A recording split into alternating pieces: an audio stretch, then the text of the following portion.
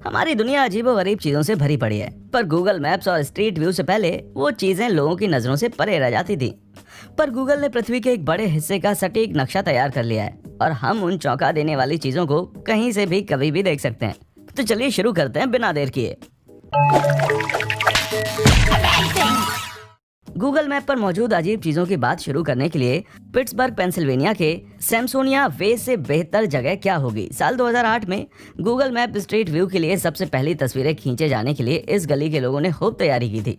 सबसे पहले तो अपनी लव बीम के साथ एक पागल साइंटिस्ट देखा जा सकता है, उसके बाद पूरे बैंड बाजे के साथ एक परेड, और कुछ कदम आगे चलने पर तीसरे फ्लोर की खिड़की से भागता हुआ ये आदमी देखा जा सकता है। वैसे इसके भागने की वजह आज 10 साल बाद भी पता नहीं है। शायद गूगल कार के साथ सेल्फी लेने का मन हो।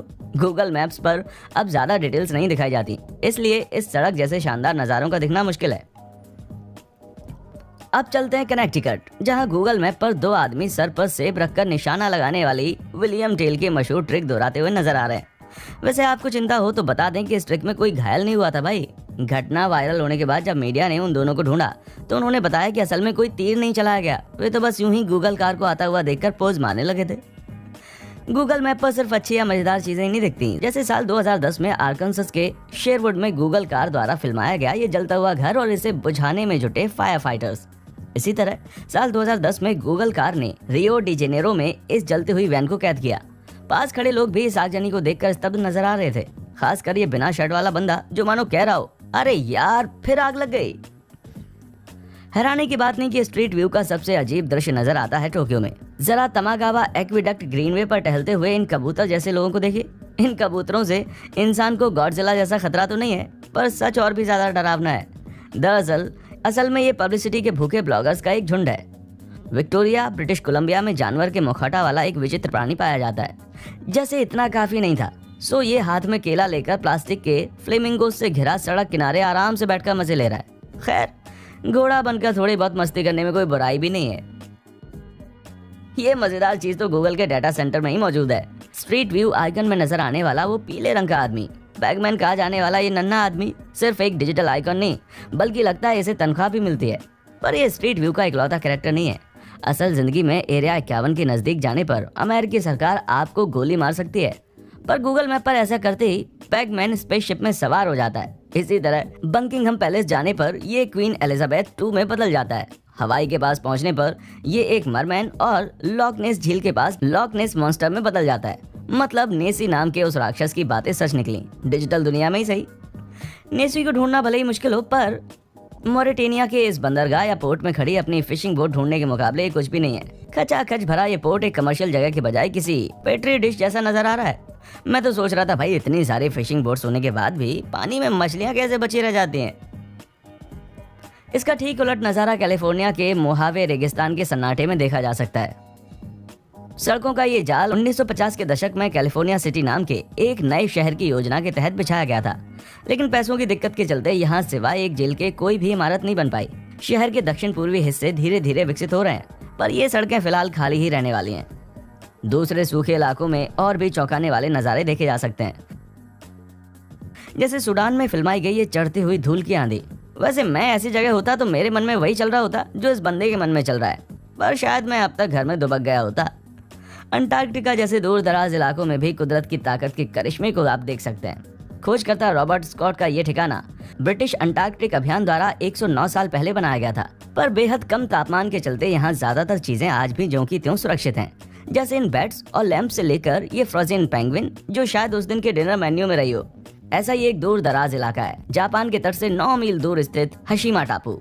1970 के दशक में खाली किए जाने तक इस माइनिंग बेस में 5000 से ज्यादा लोग रहा करते थे, पर आज ये महज एक बियाबान बन के रह गया है। क्लिक्स के जरिए शहर की गलियों की सैर करते हुए आप पाएंगे कि कंक्रीट को चीरकर प्रकृति फिर से अपना अड्डा जमा रही है। वैसे टापू के कुछ इलाके विजिटर्स के लिए खुले तो हैं, पर गूगल मैप ही सही रहेगा भाई। भूत कंप्यूटर के जरिए थोड़े आपके घर में घुस जाएगा। स्ट्रीट व्यू पर मौजूद जापान की ऐसी ही एक डरावनी लोकेशन है नगोरो डॉल विलेज। जी हाँ, इस गांव में पुतले रहते हैं। ऐसा क्यों? दरअसल पहले इस गांव में करीब 300 लोग रहा करते थे, पर जापान की घटती हुई आबादी के चलते साल 2019 तक यहाँ सिर्फ 27 लोग बचे। इस समस्या से निपटने के लिए वहां रहने वाली सुकीमी यानो के दिमाग में एक उपाय आया। साल 2000 में उन्होंने गांव को पुतलों से भरना शुरू कर दिया। सबसे पहले उन्होंने अपने मरे हुए पिता का पुतला बनाया और जल्द ही आंकड़ा 400 पार कर गया। आज ये पुतले गांव की गलियों में हर तरह के पोज में खड़े बैठे दिखाई दे जाएंगे और इनमें से बहुत से पुतले तो गांव के मारे हुए बाशिंदों के हैं। ये नए गांव वाले भले ही थोड़ा सा अजीब हो, पर कम से कम हल्ला गुल्ला तो नहीं करते होंगे। गूगल मैप के जरिए टाइम ट्रैवल करना बड़ा ही आसान है। बस इमेज कैप्चर डेट या तस्वीर खींचे जाने की तारीख चेंज कर दीजिए। ऐसा करके किसी समय से पहले और बाद की तस्वीर देखी जा सकती है, जैसे मिसूरी के जॉपलिन शहर को बर्बाद करने वाले तूफान के पहले और बाद के नज़ारे। साल 2007 में सड़क किनारे शान से खड़े घर 2012 में अचानक से गायब हो जाते हैं। बर्बादी का ये नज़ारा तो रोंगटे खड़े कर सकता है भाई। अब थोड़ा कम डिप्रेसिंग लोकेशन पर चलते हैं। अर्जेंटीना में नजर आने वाले इस सीन के लिए तो गूगल कार खुद ही जिम्मेदार लग रही है। यहाँ पहले ड्रिंक से लदी हुई एक ट्रक टर्न लेते हुए दिख रही है, फिर अगले ही पल उसका सारा सामान सड़क पर बिखरा हुआ नजर आ रहा है।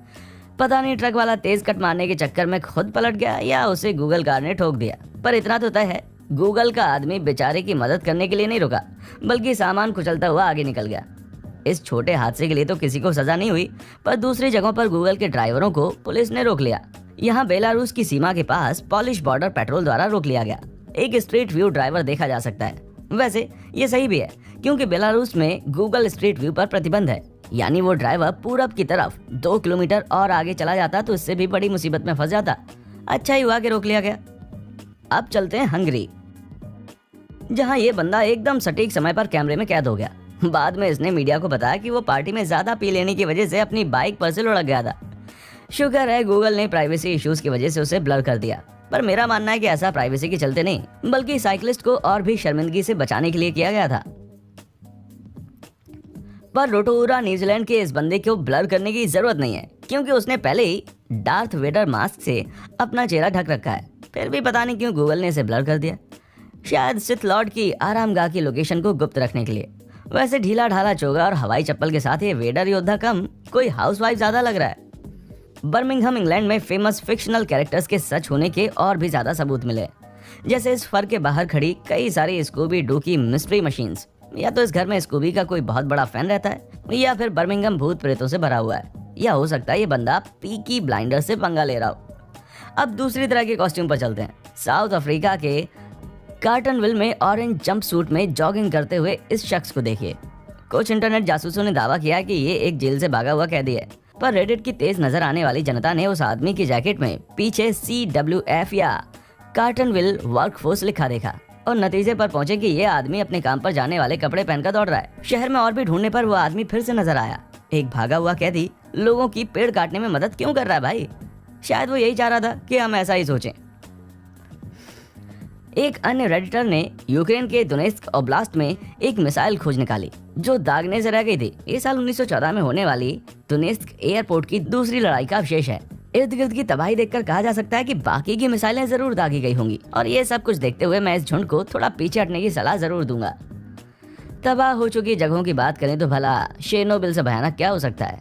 रेडिएशन से अभिशप्त इस बियाबान शहर की झाड़ों से ढकी सड़कें, खाली पड़ी इमारतें, सोवियत काल के चौराहे और सुनसान प्लेग्राउंड स्ट्रीट व्यू पर देखे जा सकते हैं। पर सबसे अजीब नजारा है गैस मास्क से भरा हुआ ये क्लासरूम, जिसे प्रिप्यात शहर को खाली करते वक्त बच्चों ने जल्दबाजी में छोड़ दिया था। बीच में किसी ने एक गुड़िया को मास्क पहनाकर खड़ा कर दिया, ऐसे जैसे कि पहले ये नजारा कम डरावना था। पर कभी कभी नॉर्मल चीजें भी डरावनी लग सकती हैं, जैसे सैंटियागो चिली का ये दृश्य। यहाँ कुछ ममीज को ठिकाने लगाया जा रहा है, जबकि सभी जानते हैं कि इन्हें रिसाइकल किया जाना चाहिए। अरे मजाक था भाई। दरअसल ये किसी स्टोर के सामने पड़ी मैनिक्विन से भरी डस्टबिन हैं। फिर भी रात के अंधेरे में इधर से गुजरने वाले एक बार तो डर ही जाएंगे। इंसानों से मेल खाती आकृति की बात चली है तो अंटार्कटिका में पाई जाने वाली ये आकृति देखिए। बर्फ को कुछ ऐसा शेप दिया कि एलियन जैसी शक्ल उभर आई। मेरी माने तो मैन इन ब्लैक का अगला पार्ट यहीं शूट किया जाना चाहिए। ये फिल्म के इस कैरेक्टर से हुबहू मेल खाता है, या हो सकता है कि ये पहाड़ी एक अधूरी छींक से ज्यादा कुछ ना हो। आखिर वहाँ अंटार्कटिक में ठंड तो बड़े ही कड़ाके की पड़ती है भाई। आपको गूगल मैप पर दिखने वाली आज तक की सबसे अजीब चीज क्या है? नीचे कमेंट्स में हमें जरूर बताइए, और हमारा चैनल देखने के लिए शुक्रिया।